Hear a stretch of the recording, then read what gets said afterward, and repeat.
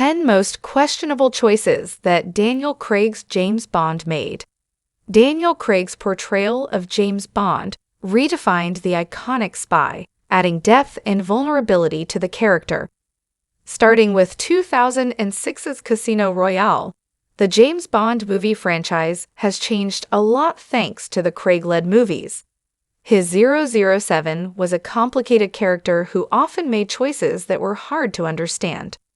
Across Craig's 5 Bond movies, the MI6 agent's decisions were oftentimes driven by his emotions rather than clear thinking, leading to serious damage sooner or later. While Craig's Bond did some things differently, a lot of the time it was precisely that trailblazing quality that eventually cost him dearly. In many of his missions, Bond took risks that put himself and others in danger, and while his impulsive actions made him seem more human, they often didn't make much sense. With the unexpected ending in No Time to Die, the spy pulled his last questionable move, leaving many in disbelief. Yet, it was the complexity that ultimately made Craig's Bond such a fascinating, if flawed, version of 007. It's quite clear that the James Bond movies can't get Blofeld's death right, as even James Bond himself can't seem to finish off the villain. In Spectre, the rivalry between Bond and Ernst Stavro Blofeld, played by Christoph Waltz, is deeply personal, which makes Bond's decision to spare him somewhat questionable, to say the least. Still, though odd, Bond's decision to let Blofeld live appears to have been a conscious effort to be better than his enemies. The choice not to kill Blofeld especially doesn't make sense when one remembers that less than half an hour earlier, Bond had indeed attempted to kill Blofeld with explosives. Moreover, as the head of Spectre, Blofeld is one of the most dangerous people in the world, and leaving him alive practically guarantees that he will regroup and continue his operations, something Bond must have been aware of. Still, though odd, Bond's decision to let Blofeld live appears to have been a conscious effort to be better than his enemies. Given that Mr. White is the most important villain in Daniel Craig's James Bond era, it's not entirely surprising that Bond chose to trust him in Quantum of Solace, despite their complicated history. Nonetheless, the choice remains highly questionable. Quantum of Solace surpasses its predecessor in almost every way and delivers the best Bond film in over a decade. Screen Rant's Quantum of Solace review. Mr. White, Jesper Christensen, played a key role in betraying Bond in the previous installment, Casino Royale. He was directly involved in the events that led to Vesper Lynd's Eva Green death, solidifying him as a proven enemy of both Bond and MI6. As a result, trusting a compromised figure like him was inherently risky. While Bond's desperation to uncover the quantum network helps explain his choice, Mr. White had no real reason to give Bond any accurate intel. Additionally, his motives were very obviously unclear, and Bond had no leverage to ensure Mr. White was honest, making this decision not only controversial but also somewhat unconvincing. James Bond's choice to gamble MI6 of money in a high-stakes poker game to bankrupt Le Chiffre, played by Mads Mikkelsen, in Casino Royale was a daring move that came with several layers of recklessness. Granted, while the fictional MI6 from the spy franchise is likely funded by the government and various other sources, much like the real deal, blowing millions on a poker game is far from a reasonable choice, even for Bond.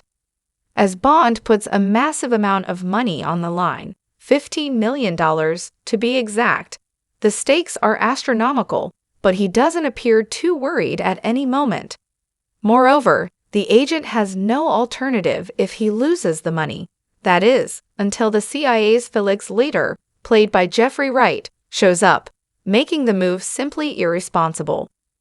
While clearly a self-created risk, the all-out poker moves did target Le Chiffre's financial vulnerabilities, ultimately making Bond come out on top. James Bond's decision to leave Madeleine Swann, Léa Seydoux, alone in Spectre, especially given the circumstances, was a particularly baffling choice for several reasons. For starters, Madeleine was a key figure in Bond's life at that point, and thus a potential target for Spectre. Additionally, she lacked any significant skills to keep herself alive on her own, which meant that Bond's decision put her in immediate danger. Considering that he had already made a similar mistake in the past, and it did not go well more than once, Bond's line of thought seems to have been more impulsive than anything else. From a strategic standpoint, the decision to leave her unprotected also made very little sense.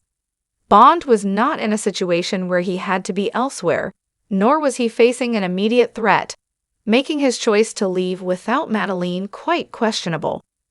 Considering that he had already made a similar mistake in the past, and it did not go well more than once, Bond's line of thought seems to have been more impulsive than anything else. While gambling with your company's money in the name of a very important cause can be understood, not taking the necessary precautions while doing so is not. The issue lies in James Bond allowing MI6's $120 million to remain completely unprotected in Casino Royale, which undermines the primary goal of the mission. Given that the point was to beat Le Chiffre and disrupt his financial operations, risking a loss meant that the funds could fall into the wrong hands, directly benefiting Quantum. In addition, Bond should have been aware of Le Chiffre's desperation and the lengths to which Quantum would go to secure their resources. It should have been obvious to both him and MI6 that any large transfer of money could be a prime target for interception or fraud. Not only was this choice questionable, but it also contradicted Bond's usual meticulous attention to detail and operational awareness. Many consider Skyfall to be the best James Bond movie of all time, but that doesn't mean the titular character's choices were always sound. One of his more reckless moves in the film was luring Silva, played by Javier Bardem, to Skyfall Lodge, Bond's childhood home, without proper preparation. Scene to scene, moment to moment, Skyfall offers one of the richest and most interesting Bond adventures. Screen Rant's Skyfall Review. Bond's plan to confront Silva relied entirely on improvised defenses like booby traps and firearms, which ultimately put the seasoned agent in pointless danger. Furthermore, Bond wasn't alone. He brought M, played by Judi Dench, along, exposing her to danger as well. The thing is, using himself as bait was completely unnecessary, as Silva's personal vendetta against Bond means that he could have been drawn out without risking M's safety or Bond's own life. While the choice was undoubtedly questionable, it can be viewed as a nostalgic plot choice that added depth to the story. James Bond's decision to face Silva the way that he did in Skyfall was problematic for several reasons, with one of the most obvious ones being refusing backup. Although he had well-known resources and access to MI6 assistance, Bond opted to handle Silva without any reinforcements, proving it was a choice driven more by ego than strategy. As a highly skilled and resourceful antagonist, with access to extensive manpower, advanced technology, and weaponry, Silva was one of the most iconic villains in the James Bond franchise. Despite knowing this, Bond allowed overconfidence to cloud his judgment.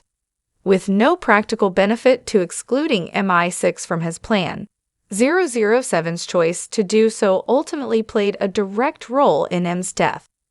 With backup, Silva's forces could have been neutralized more effectively, possibly saving M's life and sparing Bond the emotional trauma he later suffered. As mentioned before, Skyfall was ridden with its fair share of James Bond's questionable choices. Arguably, his worst one was allowing Severine, played by Berenice Marlowe, to be executed while he stood by.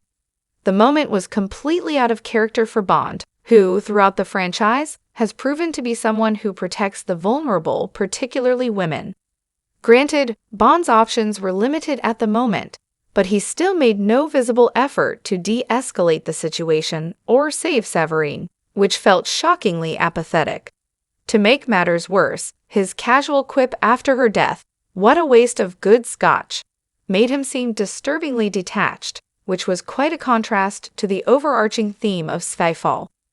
Much of the movie centers on his sense of duty and inner conflict about whether he still has what it takes to be 007, making this scenario feel jarringly out of place. It turns out there actually is a time for James Bond to die. While Daniel Craig explained the reasoning behind his Bond's no time to die ending, the emotional finale threw many off guard for several reasons. Not only was it unexpected for Craig's 007 legacy to end like that, but more importantly, his tragic end seemed avoidable.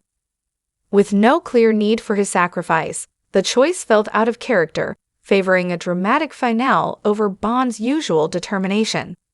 Although a noble thing to do, Bond's decision to sacrifice himself to protect his family doesn't entirely add up. He could have just as easily escaped the island and continued fighting Safins, played by Rami Malek forces, ensuring MI6 had the opportunity to destroy the virus and eliminate future threats, including those against his family. Instead, Bond chooses to end his story then and there, resulting in a confusing ending.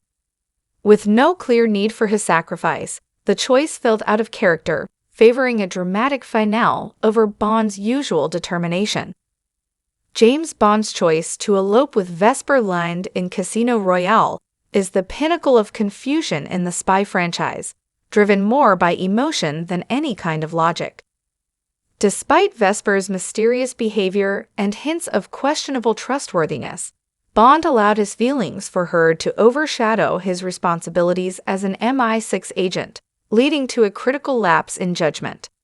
As a spy, Bond's duty to his mission and loyalty to MI6 should take precedence over personal relationships.